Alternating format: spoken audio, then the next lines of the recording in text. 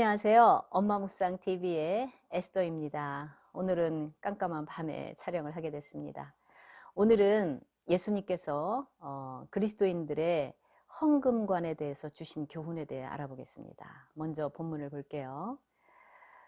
마가복음 12장 41절에서 44절입니다.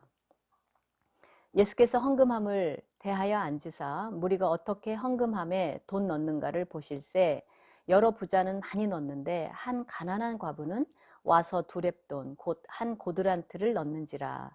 예수께서 제자들을 불러다가 이르시되 내가 진실로 너희에게 이르노니 이 가난한 과부는 헌금함에 넣는 모든 사람보다 많이 넣었도다.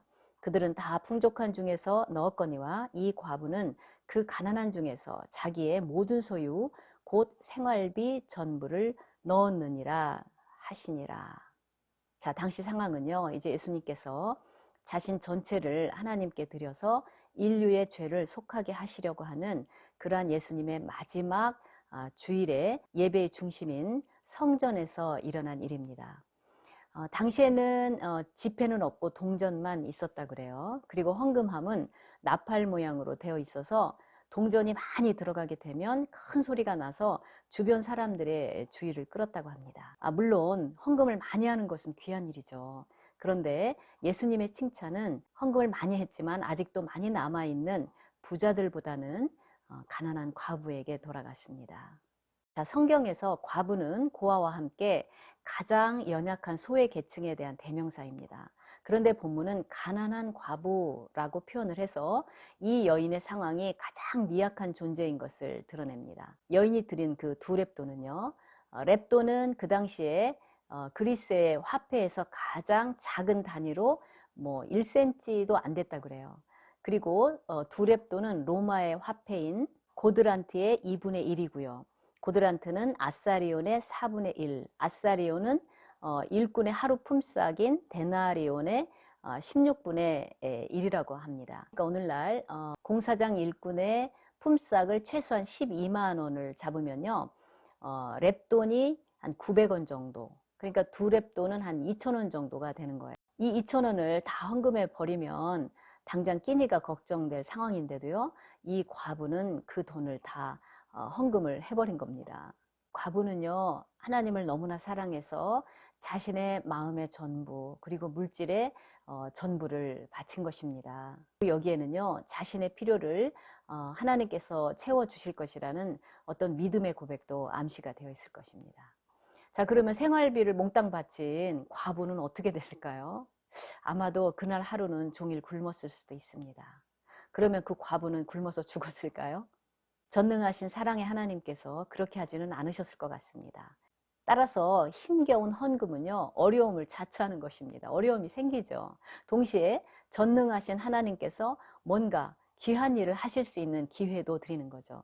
그런 하나님의 초자연적인 간섭을 맛보면서 사는 것이 그리스도인의 묘미가 아닐까 생각을 합니다. 참 돈은 아주 특별한 존재인 것 같아요. 한 세 가지 정도로 생각해 보면요. 첫 번째는 돈은 유사 전능자인 것 같습니다. 돈으로 안 되는 일이 어딨어? 라는 것이 세상의 통념이죠. 그래서 그런지 예수님께서는 하나님과 겸하여 함께 섬길 수 없다라고 말씀하실 때 제시하신 것이 바로 다른 그 무엇이 아닌 돈이었습니다.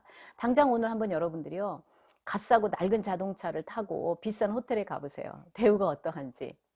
돈만 있으면요, 어디를 가든지 대우받고 심지어 존경도 받고요, 자녀도 잘 교육시킬 수 있고 잘 먹을 수 있고 더 건강하게 더 오래 살 수 있는 것이 통계적으로 이미 증명이 됐지 않습니까? 그런데 사도 바울은 또 돈을 사랑함이 일만하게 뿌리라고 했습니다. 두 번째 돈의 특징은요, 돈에는 마음이 담긴다는 거예요. 우리가 사실 물질적으로 참 어려움을 당할 때 하나님께서 어떤 특별한 방법으로 물질을 공급해 주시면, 야, 참 하나님이 나를 사랑하시는구나, 그런 걸 느끼지 않습니까? 또 우리가 서로 사람들 사이에서도 물질을 주고받을 때 주는 자도 기쁘게 되는 거죠. 그리고 양자 간에 서로에 대한 사랑과 신뢰가 또 확인하게 되는 것 같습니다. 어떤 사람이 아무리 말잔치를 풍성하게 한다고 해도 그 물질에 대한 태도를 보면은 보이지 않는 그 마음, 심지어는 영적인 성숙도도 알아볼 수 있는 것 같습니다. 그렇다면 같은 원리로 하나님께 드리는 헌금도요, 하나님을 향한 우리의 마음을 드러낼 수 있는 사실은 가장 좋은 표현 중에 하나가 아닌가 싶습니다. 또 돈의 세 번째 특징으로 생각해 볼 수 있는 것은요, 돈은 있을수록 내놓기가 더 힘들다는 거예요. 돈을 벌수록 씀씀이는 더 커지기 때문이죠. 제가 아는 어떤 약사 한 분이 있는데요. 처음에는 11조를 10만 원 정도 내니까 그냥 낼만 하더래요. 그런데 11조가 50만 원이 되고 나중에 100만 원이 되니까요. 그 돈을 좀 아까워하는 자신을 보고 깜짝 놀랐다고 합니다. 본인에게 남겨진 900만 원보다는 헌금하게 되는 100만 원에 눈이 가더라는 거죠. 우리 안에 있는 어떤 죄성에 대한 한 측면이 아닌가 싶습니다. 그러니까 결국 하나님이 기뻐하시는 헌금은요, 돈의 액수가 아니라 그 마음, 헌신의 문제인 것 같습니다. 주님은요, 우리가 삶 전체를 바치기를 원하십니다. 왜냐하면 자신의 피를 통해서 우리를 사셨기 때문이죠. 또 우리가 인간의 어떤 안정적인 계획에 따라 사는 것보다는 믿음으로 살기를 원하시는 것입니다. 오늘 본문에 이어지는 13장을 보면요, 예수님께서는 제자들에게 곧 다가올 재난, 미혹, 그러한 핍박들에도 불구하고 제자들의 전체의 삶을 드릴 것을 요구하고 계시는 겁니다. 마틴 루터는요, 지갑이 회심하지 않으면 진정한 회심이 아니라고 그랬습니다. 저도 하나님의 은혜 가운데서 용돈을 받기 시작한 고등학교 1학년 때부터 40년 이상 지금 11조를 해오고 있고요. 저희 세 자녀들도 11조를 하고 있습니다. 이런 헌금에 담겨진 그런 헌신의 의미 때문에 어린아이들이나 또는 초신자에게도 반드시 헌금의 훈련, 또 가능하다면 11조의 훈련이 참 중요한 것 같습니다. 저희 교회가 이제 국제교회인데요. 올해로 60세가 된 필리핀 자매 한 사람이 있어요. 일찍 남편이 병으로 사망을 했기 때문에 연년생 두 아이가 아기 때 한국에 와서 지금 상당한 오랜 세월을 한국에서 보내고 있습니다. 이태원에서 뭐 미국인, 캐나다인, 일본인들의 집을 청소해주는 그런 직업을 가지고 있는데요. 교회에 나와서 11조를 하기 시작하는데 매달 꼬박꼬박 10만 원을 하더라고요. 그런데 일이 줄어서 그 돈이 안 될 텐데도 11조를 하는 거예요. 그래서 어느 날 한번 물어봤어요. 그랬더니 자신이 하나님 앞에 약속한 것이기 때문에 친구들한테 돈을 빌려서라도 그 돈을 채워서 한다는 거예요. 그래서 저희가 11조의 의미를 다시 설명하면서 11조는 어떤 규범적인 것이 아니고 하나님 앞에서 감사와 자원함으로 드리는 것이기 때문에 수입에 따라서 본인의 마음에 따라서 하면 되는 것이다라고 조정을 해주었죠. 11조 이야기가 지금 한국교회에서도 뭐 신학적인 논쟁이 계속되고 있는데요. 사실 하나님께서 내게 주신 모든 물질, 내 재능, 건강, 하나님이 주시지 않은 것은 내게 아무것도 없다. 그런 생각으로 감사하면서 하나님께 드리는 내 마음의 헌신의 표현으로 11조를 한다면 그렇게 크게 문제가 될까요? 즉 11조는 내 삶의 전체가 하나님 것이라는 고백의 시작으로 보면 될 것 같습니다. 빌리 그레함은 헌금의 정도와 헌신의 정도가 정비례한다 그랬습니다. 제가 바로 그러한 원리 때문에 우리 남편하고 결혼을 하게 된 사람입니다. 저는 당시 선교단체 전임 간사였고 남편은 타 지역에서 어떤 정부의 특별 정책으로 말미암아서 교사 생활을 하고 있었어요. 이미 사역자로 헌신을 했지만 이제 교사를 하면서 회관으로 이제 헌금을 하더라고요. 그런데 제가 캠퍼스 사역을 하면서도 이제 재정을 맡고 있었거든요.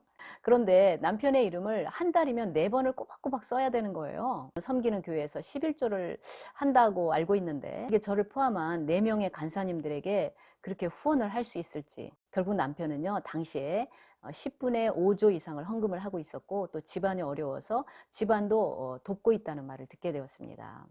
바로 그러한 하나님 앞에서의 헌신 때문에 오늘날 아시아와 아프리카에서 온 석박사 신학생들을 돕고 또 현지 신학교를 돕는 아주 독특하고 귀한 사역을 위해서 쓰임을 잘 받는 것이 아닌가 저는 그렇게 생각을 합니다. 결론적으로요, 헌금은 하나님께서 내가 가진 모든 것의 주인이시다라는 고백입니다. 또한 하나님께서 내가 구하기 전에 있어야 될 걸 아신다고 그랬잖아요. 나의 모든 쓸 것을 채워주실 것이라는 믿음의 고백이기도 합니다.